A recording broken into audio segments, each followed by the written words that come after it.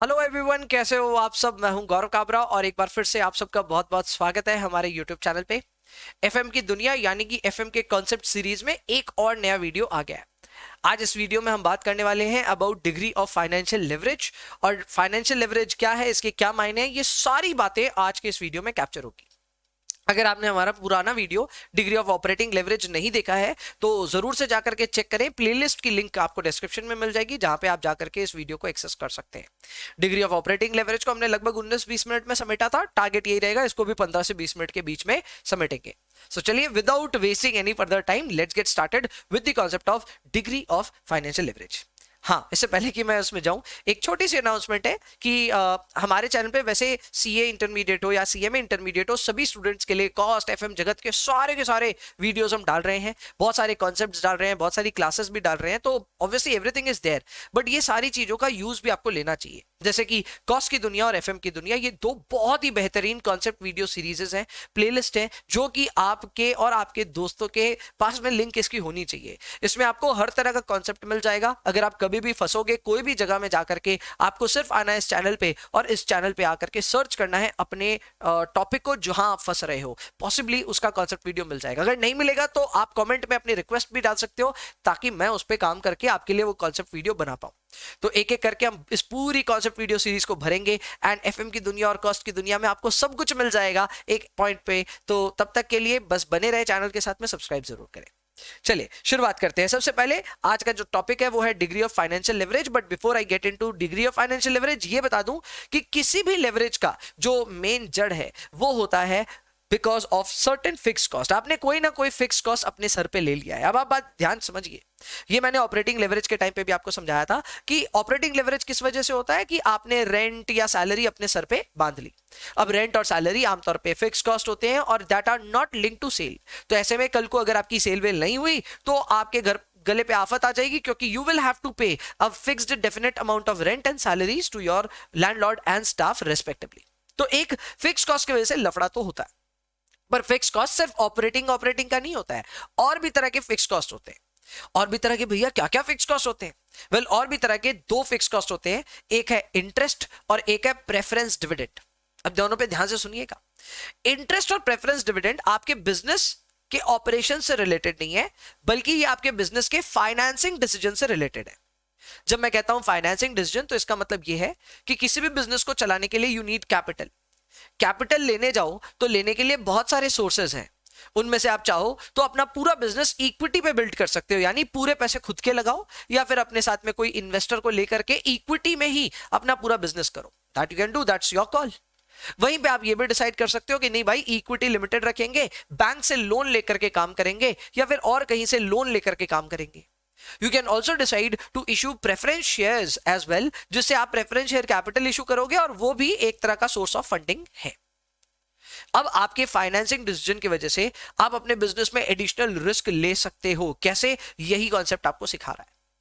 ये कॉन्सेप्ट आपको ये कहता है कि अगर आपने अपने फाइनेंसिंग डिसीजन में डेट और प्रेफरेंस का सहारा लिया है, तो कहीं ना कहीं आप उनको एक कमिटमेंट भी दे रहे हो। जैसे कि डेट लेने पे एक कमिटमेंट हो जाती है कि हम आपको टाइमली इंटरेस्ट देंगे। अब ऐसे में बिजनेस अच्छा कर रहा है, बुरा कर रहा है, जो भी कर रहा है, इंटरेस्ट तो देना ही पड़ेगा। So that calls for a risk. वो एक रिस्क है। वो रिस्क क्या बात की है? वो रिस्क इस बात की है कि अगर बिजनेस खराब भी किया तो भी आपको ब्याज देना पड़ेगा। अच्छा किया तब तो ऑब्वियसली देंगे ही, लेकिन खराब भी किया तो भी ब्याज देना पड़ेगा, इंटरेस्ट देना पड़ेगा। ऐसे ही अगर हम प्रेफरेंस की बात करें तो प्रेफरेंस में भी प्रॉब्लम्स हैं। प्रेफरेंस वाला भी यही कहता है कि देखो भैया, हमको एक डेफिनेट डिविडेंड अमाउंट चाहिए। करेक्ट? बिजनेस में अगर प्रॉफिट है तो हमको तो डिविडेंड चाहिए। अब अगर आपका बिजनेस अच्छा चल रहा है, बुरा चल रहा है, उससे उसको कोई फर्क नहीं पड़ता।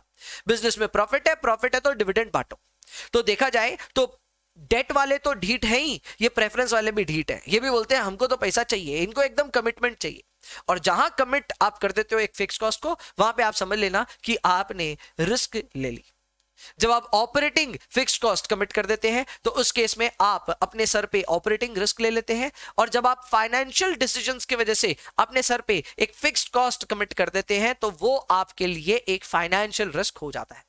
जाहिर सी बात है, इसी फाइनेंशियल रिस्क को मेजर करना हमारा काम है, इसको समझना हमारा काम है, और डीएफएल इसी के इर्द गिर्द वाला सारा टॉपिक है। चलिए, यहां पे क्या क्या लिखा हुआ है? यहां पे ये लिखा हुआ है कि DFL is a measure of financial risk. हमने ऑलरेडी इस बात को एक्नॉलेज कर लिया है। आगे ये लिखा है कि financial risk arises due to the presence of debt. इसमें डेट के साथ में ना प्रेफरेंस भी सोचिएगा दिमाग में, ठीक है ना, because of preference and debt in the capital structure of the firm. यानी किसी भी फर्म के कैपिटल स्ट्रक्चर में अगर प्रेफरेंस और डेट ये दो तरह के सोर्सेस ऑफ फंडिंग है तो समझ लेना कि आपके बिजनेस में एक फाइनेंशियल रिस्क हो गई है। यहां पे क्लियरली लिखा है कि हायर द डेट, इसमें डेट के साथ रेफरेंस भी है, ठीक है ना, तो यहां पे मैं यहां पे लिख देता हूं एंड पीएससी। ठीक है, आमतौर पे पीएससी सवालों में नहीं आता इसलिए कम लिखते हैं हम उसको, बट कुछ कुछ सवालों में रहता है तो इसलिए मैं कैप्चर कर रहा हूं। आप जितना ज्यादा डेट और प्रेफरेंस शेयर कैपिटल इशू करेंगे उतना ज्यादा आपका इंटरेस्ट बर्डन और डिविडेंड बर्डन बढ़ जाएगा and that will enhance your DFL. आपके डीएफएल की वैल्यू बढ़ती जाएगी। डीएफएल याद रखिए is a measure of financial risk. तो आप अपने बिजनेस में चाहेंगे कि फाइनेंशियल रिस्क कम से कम हो। अगर कम से कम चाहते हैं तो कृपया करके पैसे लोन पे या फिर में प्रेफरेंस के नाम पे ना उठाएं। ठीक है, अब वो संभव होता है कि नहीं होता है तो उस पर भी चर्चा करेंगे, लेकिन फिलहाल के लिए ये समझिए कि अगर आपने अपने बिजनेस में लोन लिया है, आपने अपने बिजनेस में प्रेफरेंस के तौर पे कुछ पैसे जुगाड़े हैं, तो समझ लेना आप एक फिक्स कमिटमेंट दे आए हो और फिक्स कमिटमेंट दे आना बिजनेस के लिए एक फाइनेंशियल रिस्क लेकर के आता है जिसको हम मेजर करते हैं थ्रू डीएफएल यानी कि degree of financial leverage. Perfect. आइए थोड़ा इनकम स्टेटमेंट एक बार टटोल लेते हैं। अब आपको इनकम स्टेटमेंट जो दिख रहा है ना ये कंप्लीट इनकम स्टेटमेंट है। इसमें पूरी मतलब कंप्लीट कैसे हुआ, क्योंकि ऑपरेटिंग लेवरेज में हमने सीखा था ईबीआईटी तक का कैलकुलेशन। ईबीआईटी के बाद हमारा इनकम स्टेटमेंट कैसे बनता है वो यहाँ पे पूरा लिस्टेड है। कल को अगर आपको पूरा का पूरा इनकम स्टेटमेंट का फॉर्मेट देखना है तो वो भी है। डीसीएल का जो वीडियो आएगा उस डीसीएल के वीडियो में पूरा का पूरा इनकम स्टेटमेंट बनाया हुआ रहेगा, तो वहां पे आप देखिएगा। लेकिन अभी के लिए ये पार्शियली सही, लेकिन हाँ ये काफी अच्छी स्टोरी आपको बताता है कि किस तरह हमारे एक एक करके सारे खर्चे माइनस होते हैं फ्रॉम अवर ऑपरेटिंग प्रॉफिट। तो सबसे पहले हमारे ऑपरेटिंग प्रॉफिट यानी कि ईबीआईटी में से हम माइनस कर रहे हैं interest. This interest is also known as INT, तो वो समझ लीजिएगा इंटरेस्ट इज आईएनटी। तो जब आप ईबीआईटी में से इंटरेस्ट माइनस कर देते हैं then you are left with EBT. EBT का मतलब हो गया अर्निंग्स बिफोर टैक्स। तो अर्निंग्स बिफोर टैक्स में से टैक्सेस माइनस होते हैं, फिर आता है पैट यानी कि प्रॉफिट आफ्टर टैक्स, उसमें से लेस होता है पीडी यानी कि preference dividend and you are left with पाफेश। पाफेश को डिवाइड करते हैं नंबर ऑफ इक्विटी शेयर से टू गेट ईपीएस। तो ये है पूरी स्टोरी जिससे हम कैलकुलेट करते हैं straight from EBIT to our EPS. ये पूरी स्टोरी में आप एक चीज का ध्यान देना कि अपने को ये चेक करना है कि ईबीआईटी का परसेंटेज चेंज अगर हमें पता चल जाए तो ईपीएस का परसेंटेज चेंज क्या आएगा। ठीक है, इन दोनों को हमको आपस में एसोसिएट करना है और ऑब्वियसली यहां मान लो अगर 20% का चेंज आया ना तो ये 20 से ज्यादा ही आएगा। Correct? So there will be a larger impact on EPS if you compare it with the impact on EBIT level. तो ये किस वजह से हो रहा है? ये हो रहा है दो वजह से। पहला वजह है आपका इंटरेस्ट का खर्चा, दूसरा वजह है आपका प्रेफरेंस का खर्चा, प्रेफरेंस डिविडेंड का खर्चा। ये कैसे होता है, क्या होता है, आइए न्यूमेरिकली इसको समझते हैं। तो यहाँ पे देखो मैंने लिखा है if interest is there and preference dividend is also there then EBT and even EPS will be impacted. यानी कि अगर इंटरेस्ट है सवाल में तो फिर ईबीटी पे इंपैक्ट आएगा और ईपीएस पे इंपैक्ट आएगा, क्योंकि प्रेफरेंस डिविडेंड भी रहता है सवाल में तो फिर उस पर भी इंपैक्ट आएगा, इंटरेस्ट की वजह से भी आता है। तो अब ये इंपैक्ट कैसे है आइए देखते हैं, फील करते हैं इसको। तो देखिए मैंने इनकम स्टेटमेंट आपके सामने रखे हैं ईयर 1, ईयर 2 और परसेंटेज चेंज। यहां पे आप देखिए मैंने ईबीआईटी का लेवल ईयर 1 पे एक बार इमेजिन कर लिया 2 लाख रुपए का रहा और ईयर 2 में हुआ 2,40,000 का। तो clearly you can see that your EBIT has increased by 20%। 20% से आपके ईबीआईटी में एक बढ़त देखने को मिल रही थी। अब आप देखेंगे इसमें से इंटरेस्ट माइनस किया गया और ईबीटी आया। ईबीटी में ये परसेंटेज चेंज बढ़ चुकी है ना, 20 के जगह ये ऑलरेडी 40% हो गया है। ये मैग्नीफाइंग इफेक्ट नहीं है तो क्या है, आपका ईबीआईटी यानी आपका ऑपरेटिंग प्रॉफिट 20% से बढ़ा, ये घट भी सकता था वैसे, और वहीं पे आपका ईबीटी 40% से रिएक्ट किया। यही अगर घट रहा होता यानी अगर आपका ईबीआईटी 20% से डिक्लाइन करता तो भी आपका ईबीटी 40% से डिक्लाइन करता। No I know this is a magnifying effect. ये मैग्नीफाइंग इफेक्ट के पीछे रीजन क्या है, इंटरेस्ट। इसके अलावा और भी कारण है। टैक्सेस जो है, टैक्सेस मैंने 50% अज्यूम किए, तो जो भी ईबीटी का लेवल है उसका 50% हमने टैक्सेस यहां पे माइनस कर दिए। पैट आ गया, पैट का भी परसेंटेज चेंज ईबीटी के परसेंटेज चेंज से कोइंसाइड करेगा, नो डिफरेंस एट ऑल। लेकिन अब इसमें एक और फिक्स कॉस्ट माइनस हो गया जो कि है प्रेफरेंस डिविडेंड। 20,000 रुपए का खर्चा माइनस कर दिया हमने। तो जब 20,000 रुपए का खर्चा हमने यहां पे माइनस किया तो हमारे पास आया पाफेश, और पाफेश में आप देख सकते हैं झलक कि इसका परसेंटेज चेंज और ज्यादा बढ़ गया है।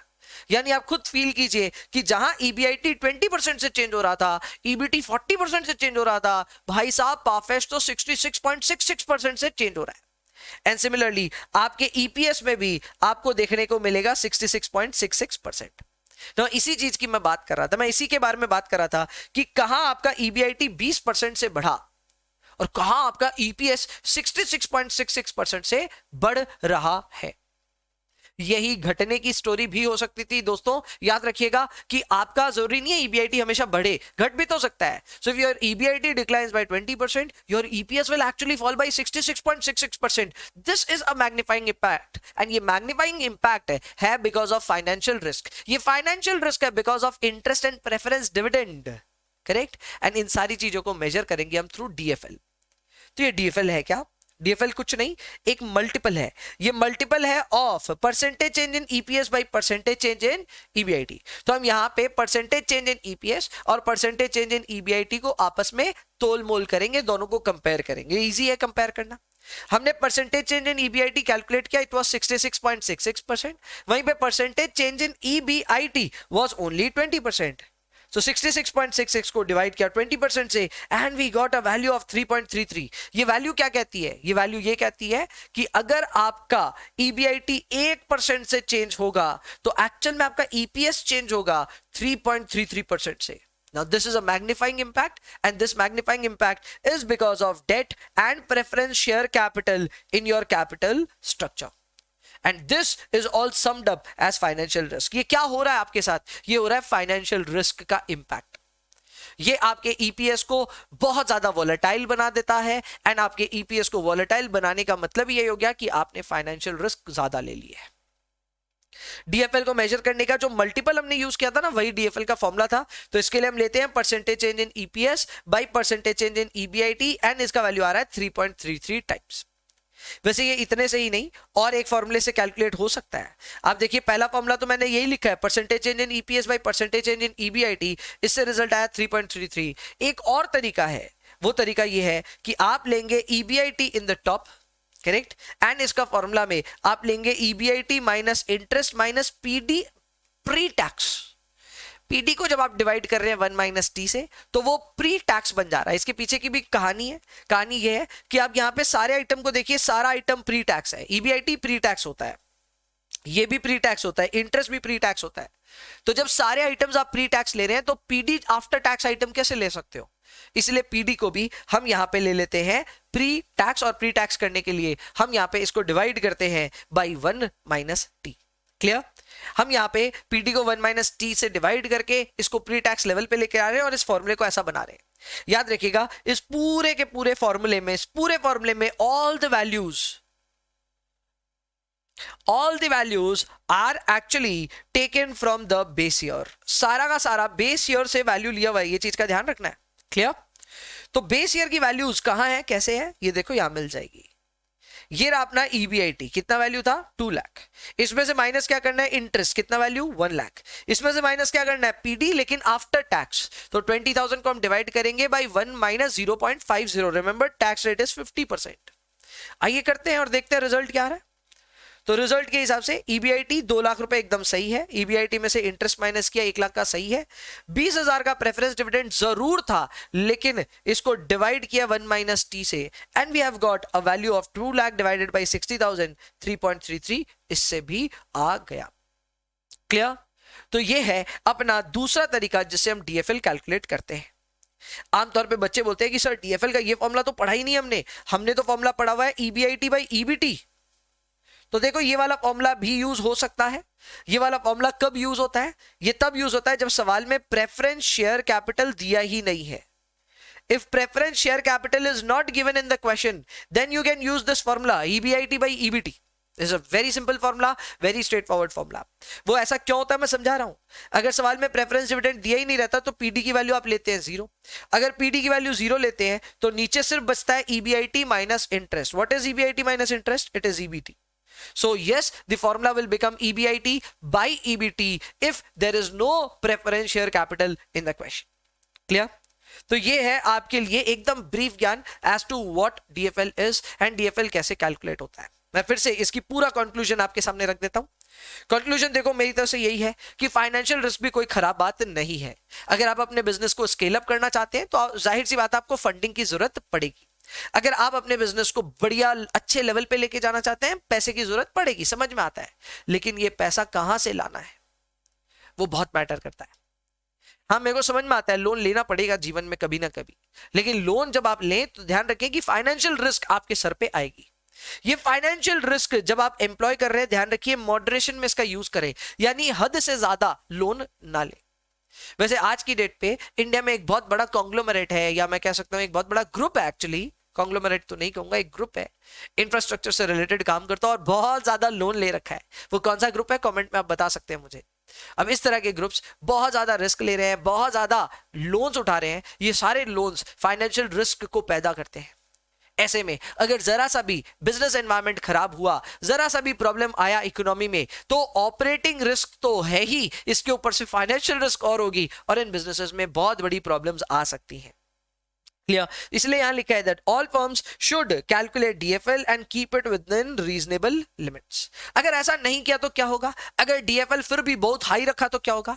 अगर आपने अपने डीएफएल को बहुत ज्यादा हाई रखा तो आपका जो ईपीएस है वो वॉलेटाइल हो जाएगा। वॉलेटाइल होने का मतलब ये है कि आपका ऑपरेटिंग प्रॉफिट थोड़ा सा इधर उधर होगा, लेकिन ईपीएस बहुत ज्यादा तेजी से चेंज हो जाएगा।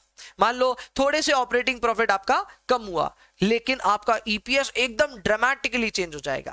तो इस तरह के ड्रामेटिक चेंजेस अगर आपको एब्जॉर्ब करने हैं, हालांकि शेयर होल्डर्स अप्रिशिएट नहीं करते ये सब चीजें, लेकिन कल को अगर आप एब्जॉर्ब कर सकते हैं, आप ईपीएस की वोलेटिलिटी झेल सकते हैं, तो फाइनेंशियल रिस्क आपको मुबारक। नहीं तो फाइनेंशियल रिस्क को हमेशा एक मॉडरेशन के साथ ही यूज करना चाहिए। क्लियर? तो ये बात ध्यान रखिएगा कि financial risk is very has a very magnifying effect, and इस मैग्नीफाइंग इफेक्ट को आपको कंसिडरेट हो करके ही इवैल्यूएट करना चाहिए कि आपको इतने फाइनेंशियल रिस्क की जरूरत है या नहीं है।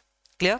तो ये सब लाइफ लेसन्स है, जाहिर सी बात है हम किताबों में तो इनके बारे में पढ़ते ही हैं, but at the same time हम ये भी सीख रहे हैं कि रियल लाइफ में इसका एप्लीकेशन कैसे हो सकता है, क्यों एक इंसान को हद से ज्यादा लोन नहीं लेना चाहिए, कहां वो फंसता है, कैसे उसके बुरे दिन आते हैं और कैसे उसका इंपैक्ट आता है ऑन ईपीएस। ये सारी चीजें मेरे ख्याल से इस वीडियो में कवर अप हो गई है।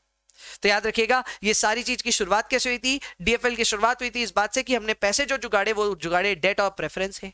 इन दोनों को जो हम कमिटमेंट करते हैं वो है इंटरेस्ट और प्रेफरेंस डिविडेंड, और ये दोनों ही कमिटमेंट्स फिक्स्ड कॉस्ट की कमिटमेंट है। तो जाहिर सी बात है यहां पे आप एक कमिटमेंट कर चुके हो, तो आप अपने सर पे एक रिस्क ले रहे हो। वो रिस्क का नाम क्या है? वो रिस्क का नाम है फाइनेंशियल रिस्क। ये फाइनेंशियल रिस्क आपके लिए बहुत महंगी पड़ सकती है, क्योंकि हो सकता है आपका ऑपरेटिंग प्रॉफिट थोड़े से ही चेंज हो, लेकिन आपका ईपीएस ड्रामेटिकली चेंज हो सकता है। सो आपको यह ध्यान रखना है कि इस फाइनेंशियल रिस्क को आप जिस लेवल पे झेल सकते हो उस लेवल पे ही आप ऑपरेट करें। तो ये था एक छोटा सा concept video with respect to DFL. अगर आपको हमारा काम अच्छा लग रहा है तो इस वीडियो को तो लाइक शेयर कमेंट जरूर करें। At the same time channel को सब्सक्राइब करें, ये हमें बहुत ज्यादा प्रोत्साहन देगा और अच्छा काम करने के लिए आपके लिए। एट द सेम टाइम इस प्लेलिस्ट को अपने दोस्तों तक शेयर जरूर करें, बिकॉज इस प्लेलिस्ट पे मैंने ठान लिया है कि कॉस्ट हो या फिर एफएमओ, इनके सारे इंपॉर्टेंट कॉन्सेप्ट्स को मैं इन प्लेलिस्ट में डालूंगा, सो दैट कभी भी फ्यूचर में किसी भी बच्चे को कोई भी प्रॉब्लम हो तो ये सारे वीडियोस उनके काम आ जाए। सो बस आई होप आपका साथ मिलेगा। तब तक के लिए bye bye, take care, enjoy yourselves please, and please पढ़ाई करते रहिए। डिस्क्रिप्शन में सारे इंपॉर्टेंट लिंक्स हैं including our course enrolment as well, तो आप वहां जाकर के एक्सप्लोर कर सकते हैं अलग अलग लिंक्स को। तब तक के लिए मिलते हैं नेक्स्ट वीडियो में। सी यू ऑल, बाय बाय।